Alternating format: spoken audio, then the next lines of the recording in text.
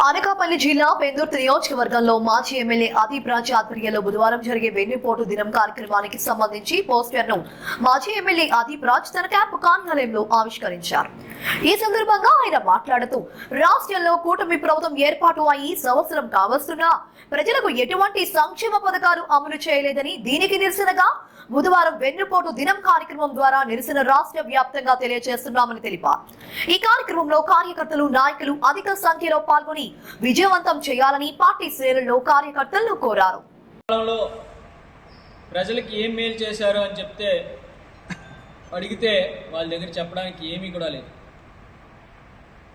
పూర్తిగా ఎంతసేపు కూడా వైఎస్ఆర్ కాంగ్రెస్ పార్టీ నాయకుల మీద, కార్యకర్తల మీద, సోషల్ మీడియా నాయకుల మీద, సోషల్ మీడియాలో ఎవరైనా ప్రభుత్వ వ్యతిరేకంగా పోస్టులు పెడితే వాళ్ళ మీద అక్రమ కేసులు బనాయించి వాళ్ళని అరెస్ట్ చేసి భయపించేటువంటి కార్యక్రమాలు తప్ప ప్రజలకు మేలు చేసేటువంటి ఏ ఒక్క కార్యక్రమం కూడా జరగలేదు. ముఖ్యంగా కూటమి ప్రభుత్వం అధికారంలోకి వచ్చింది అంటే సూపర్ 6 అనేటువంటి హామీల్ని ప్రజల్లోకి బలంగా తీసుకెళ్ళి అధికారంలోకి రావడం జరిగింది.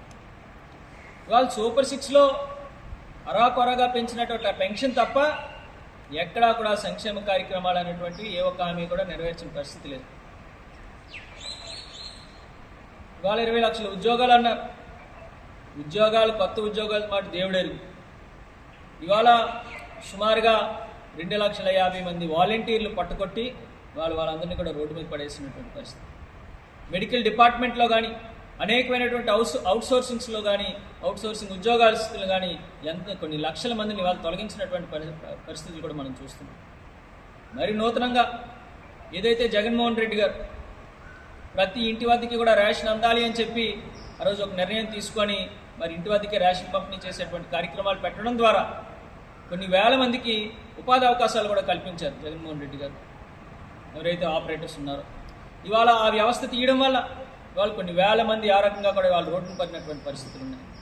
వీటన్నిటి మీద కూడా మరి ఇన్ని అబద్ధపు హామీలు ఇచ్చి ప్రజల్ని వెన్నుపోటు పొడిచినటువంటి చంద్రబాబు నాయుడు గారు ఆ ప్రభుత్వం మీద మరింతగా ఒత్తిడి తీసుకొచ్చి ప్రజలకు మంచి జరిగేటువంటి విధంగా, ఈ సంక్షేమ పథకాలన్నీ కూడా ప్రజలకు అందేటువంటి విధంగా మరింత ఒత్తిడి తీసుకురావాలి అనేటువంటి ఉద్దేశం చంద్రబాబు నాయుడు గారు చేసినటువంటి వెన్నుపోటుని ప్రజలందరికీ కూడా మరొకసారి గుర్తు చేసేటువంటి విధంగా రేపు ఒక కార్యక్రమాన్ని గౌరవ మాజీ ముఖ్యమంత్రి వర్యులు జగన్మోహన్ రెడ్డి గారి ఆదేశాల మేరకు పెద్ద ఎత్తున రాష్ట్ర వ్యాప్తంగా కూడా మరి రేపటిని వెన్నుపోటు దినంగా మరి మేమందరం కూడా భావించి రేపు పెద్ద ఎత్తున ప్రతి నియోజకవర్గ హెడ్ క్వార్టర్స్లో కూడా ఈ కార్యక్రమం చేయాలి అని చెప్పి జగన్మోహన్ రెడ్డి గారి ఆదేశాల మేరకు రేపు ఉదయం 8:30 కల్లా మరి నియోజకవర్గంలో ఉన్నటువంటి వైఎస్ఆర్ కాంగ్రెస్ పార్టీ నాయకులు, కార్యకర్తలు, ప్రజలు అందరూ కూడా మరి ఇక్కడికి మరి రాంపురంలో ఉన్నటువంటి క్యాంప్ కార్యాలయం దగ్గరికి వచ్చేస్తారు. ఇక్కడ నుంచి అందరం కూడా భారీగా ఒక ర్యాలీగా కూడా మరి పెందుర్తి ఎంఆర్ఓ ఆఫీస్ వరకు కూడా వెళ్ళడం అనేటువంటి కూడా జరుగుతుంది. శాంతియుతంగానే ఎక్కడా కూడా ఎటువంటి ఈ పబ్లిక్ కానీ ఎవరికి కూడా ఇబ్బంది లేకుండా శాంతియుతంగా మేము ర్యాలీ చేసుకొని వెళ్ళి అక్కడ ఎంఆర్ఓ గారికి దరఖాస్తునిచ్చి ప్రభుత్వ వైఫల్యాలని అన్నింటినీ కూడా మళ్ళీ మరొకసారి పత్రికా పెద్దలందరి ముందు కూడా పెట్టడం జరుగుతుంది.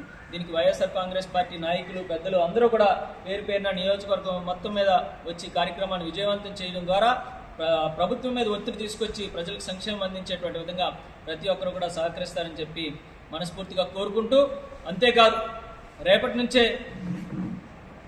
నుంచే రేపు ఈ కార్యక్రమం అయిపోగానే రేపు ఏదైతే ఈ కార్యక్రమం ఎంఆర్ఓ గారికి రిప్రజెంటేషన్ ఇచ్చి ఇవ్వగానే ఏదైతే సర్వే నెంబర్ 113 ఉందో చిన్నముషులవాడ, వాళ్ళు ఎన్ని రకాలుగా కబ్జాలు చేస్తున్నారు.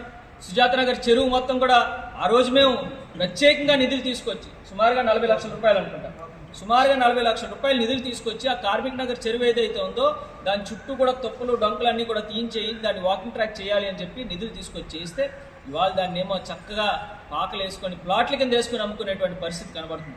వీటన్నిటి మీద కూడా రేపు నుంచి పోరాటం కూడా మొదలు పెడతాం. ఏదైతే సర్వే నెంబర్ 113 ఒక పక్క ఎంఆర్ఓ గారిని అడిగితే ఇది ప్యూర్లీ గవర్నమెంట్ ల్యాండ్ అండి, దీనికి సంబంధించిన రిపోర్ట్ కూడా మేము గతంలో ఆల్రెడీ మేము జీవీఎంసీకి ఇచ్చామంటాం. అక్కడ చూస్తే ఆల్రెడీ 2వ స్లాబ్కి మరి అంతా పూర్తి అయిపోయే సందర్భం ఉంది. మరి అధికారులు కూడా ఏం చేస్తున్నారు?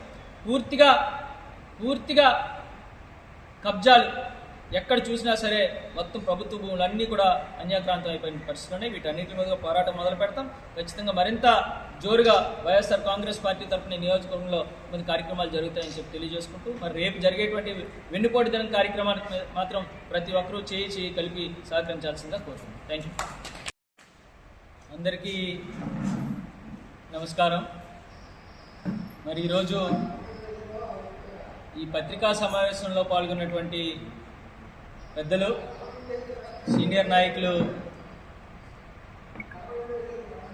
రాష్ట్ర సెక్రటరీ పెద్దలు బయలుపూడి భగవాన్ జయరాం గారికి, అదేవిధంగా బిందుర్తి మండల ఎంపీపీ అయినటువంటి ముదపాడ నాగమణి అంజీ గారికి, అదేవిధంగా వార్డు అధ్యక్షులు మహేష్ గారికి, యువజన విభాగం అధ్యక్షులు దిలీప్ గారికి, నియోజకవర్గ సోషల్ మీడియా ఇన్ఛార్జ్ అయినటువంటి సోదరుడు నాగార్జున గారికి, సీనియర్ నాయకులు అప్పలరాజు గారికి, బొరాయి గారికి, శంకర్ గారికి, అలాగే మాజీ సర్పంచ్ కాన్శ్రీని గారికి, అప్పారావు గారికి, ఎంపీటీసీ అందరికీ కూడా పేరు పేరున హృదయపూర్వక నమస్కారాలు తెలియజేసుకుంటూ, రండి కృష్ణ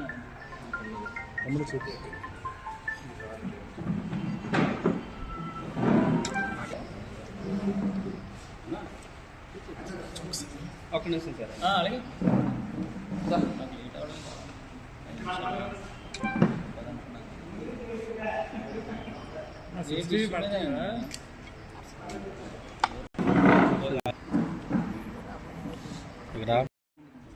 బాగాలేదండి, హాస్పిటల్ తీసుకొచ్చి జనరల్ చెకప్.